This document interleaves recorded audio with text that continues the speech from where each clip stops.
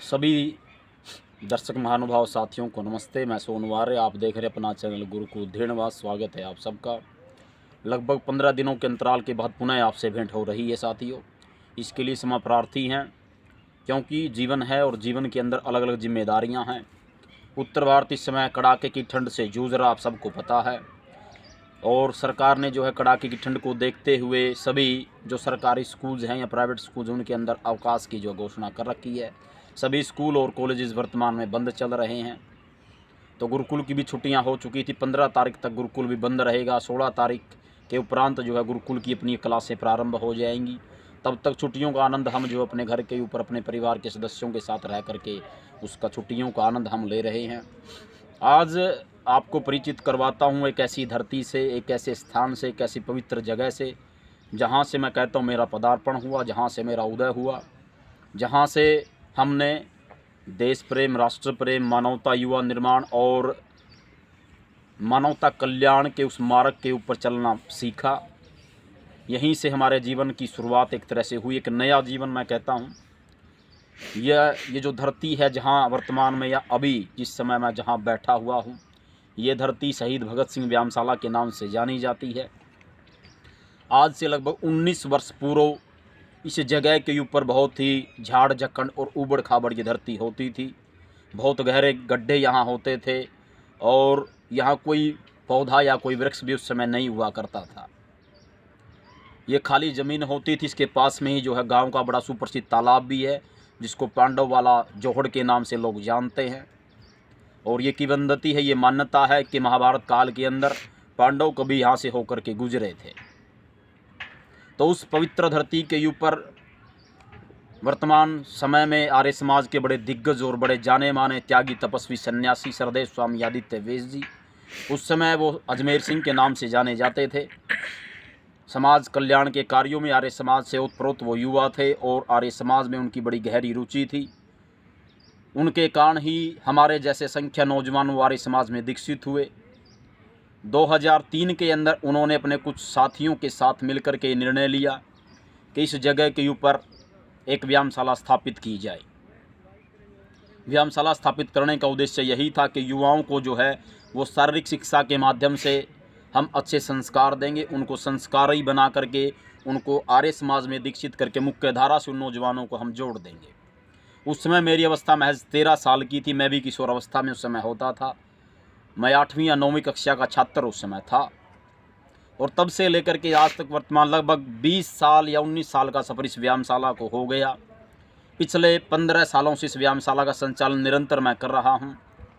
बहुत ज़्यादा तप, बहुत ज़्यादा संघर्ष हमने यहाँ किया। बहुत थोड़ी सी ज़मीन यहाँ होती थी जो समतल थी, उसके ऊपर भी लोग उस समय शौच आदि किया करते थे।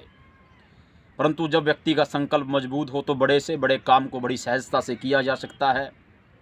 सरदेव स्वामी जी के नेतृत्व में हमने अच्छी, उस समय कम से कम भी 50 युवाओं की टीम हमारे पास थी और उनके साथ मिलकर के थोड़ा थोड़ा सा हमने जो है वो यहाँ परिश्रम करना प्रारंभ किया। और देखते ही देखते लगभग हमें 2 साल से ज़्यादा का समय लगा और 2 साल के अंदर जाकर के व्यायामशाला हमारी पूरी तरह बन करके तैयार हो गई।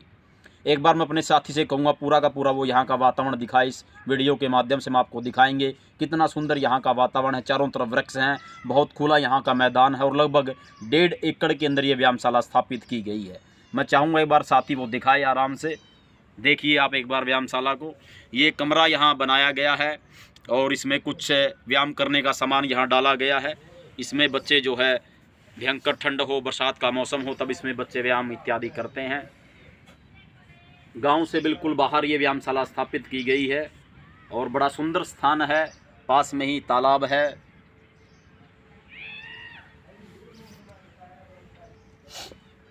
दो 2003 से लेकर के वर्तमान तक या अब तक मैं ये कहूँगा इस व्यायामशाला ने जो परिणाम यहाँ से निकले, जो नौजवान साथी, जो हमारे युवा साथी यहाँ कभी आते थे, यहाँ मेहनत करते थे, शारीरिक व्यायाम करते थे और जो लोग अलग अलग क्षेत्रों में जाना चाहते थे, तो इस व्यायामशाला में जिन लोगों ने मेहनत की उन लोगों ने, मैं कहता हूँ एक तरह से इतिहास रचा उन लोगों ने। और इस व्यायामशाला से आज मैं ये कहता हूँ लगभग 32 से ज़्यादा हमारे जो साथी हैं वो अलग अलग सरकारी क्षेत्रों में अपनी सेवाएं दे रहे हैं।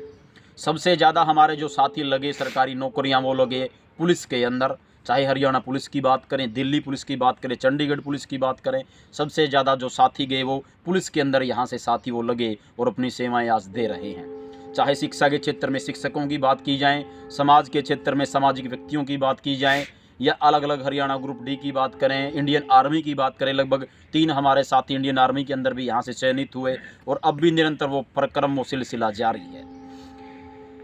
और कमाल की बात ये भी है, इन 19 या 20 सालों के अंदर हमने या किसी भी सरकारी संस्थान की ओर से, किसी सरकारी संस्था की ओर से, यहाँ तक कि ग्राम पंचायत की ओर से भी यहाँ कोई सहायता कभी भी उपलब्ध नहीं करवाई गई। एक आध छोटी मोटी चीज़ों को छोड़ दिया जाए तो ग्राम पंचायत की ओर से भी यहाँ कभी कोई पैसा नहीं दिया गया। हमने व्यायामशाला के उत्थान के लिए अपनी तरफ से अलग अलग जो साथी है उन लोगों ने 10-10, 20-20, 50-50 रुपये इकट्ठे करके जैसे तैसे हल्का हल्का थोड़ा थोड़ा सामान यहाँ हमने जुटाना शुरू किया और निरंतर आज भी वही सारी चीज़ें वो जारी हैं। केवल शारीरिक शिक्षा नहीं, युवाओं को तैयार करने के लिए चाहे संध्या की बात करें, प्रतिदिन यज्ञ की बात करें 15 दिनों के अंदर, और जब भी कोई विशेष पर्व या विशेष दिन जब आता था, चाहे वो 15 अगस्त हो, 26 जनवरी हो, किसी क्रांतिकारी का जन्म दिवस हो अथवा बलिदान दिवस हो, कोई पर्व हो, दीपावली की बात करें, मकर संक्रांति की बात करें, अलग अलग पर्व भी जब आते थे उन विशेष पर्वों के ऊपर विशेष यज्ञों का आयोजन हम यहाँ से करते थे। समाज में जागृति पैदा करने के उद्देश्य से समय समय के ऊपर हमने जो है नौजवानों के यहाँ शिविर लगाए। बाहर भी हम नौजवानों को लेकर के गए, शिविरों के माध्यम से उनमें चेतना पैदा की और सामाजिक बुराइयों के विरुद्ध हमने शंखनाद किया। हमने रैलियां निकाली, लोगों के बीच जाकर के समाज में फैली हुई उन बुराइयों को किस प्रकार समाप्त किया जाए, उनके ऊपर किस प्रकार प्रहार किया जाए, वो सारे काम हमने यहाँ से चलाए। और ये कहते हैं बहुत बड़ा मूवमेंट हमने यहाँ से चलाया था। आज अलग अलग जो है स्थानों के ऊपर, गाँवों के अंदर सरकार की ओर से भी व्यायामशालाएँ स्थापित की जा रही, परंतु वहाँ जो नौजवान जाते हैं उनके भीतर संस्कार नाम की कोई चीज़ नहीं है। लगभग पिछले 1 साल से ज़्यादा का समय मुझे हो गया और आप सब जानते हैं कि मैं वर्तमान में गुरुकुल धीणवास के अंदर अपनी सेवाएं दे रहा हूं। और गुरुकुल धीणवास से आप सब परिचित भी हैं। वहां भी उस समय कोरोना काल के अंदर वो भी बंद होने के कगार के ऊपर संस्था चली गई थी। तब आर्य समाज के हमारे कार्यकर्ताओं ने या नेताओं ने हमसे बात की और कहा आप वहाँ भी कुछ समय लगाइए ताकि उस मृत संस्था को दोबारा जीवित किया जा सके। और परमात्मा की असीम अनुकंपा से, उनके आशीर्वाद से, स्वामी जी के नेतृत्व में हमने काम किया और दोबारा उस संस्था को हमने जीवित किया। आज 100 से ज़्यादा बच्चे वहाँ पढ़ रहे हैं और बहुत अच्छा वो गुरुकुल आगे बढ़ रहा है। तो ये जो हमारी व्यायामशाला थी, इससे मैंने आपको परिचित करवाया। ये बहुत सुंदर स्थान है, बड़ा मनोरम स्थान है और मेरा तो उदय इस धरती से हुआ है, यहीं से वो अंकुर पैदा हुआ। हमने देशभक्ति की बातें करना शुरू की, बच्चों के अंदर संस्कार देना शुरू किए और इसी धरती के कारण मुझे जो है प्रसिद्धि भी मिली। आज भी इस संस्था का संचालन मैं कर रहा हूँ। संचालन करते के दायित्व मेरे कंधों के ऊपर है और जब कभी गांव के अंदर आता हूँ अवकाश लेकर के या छुट्टियाँ जब भी होती है, सबसे पहले आकर के इस धरती को हम देखते हैं, इस धरती को सबसे पहले हम संवारते हैं।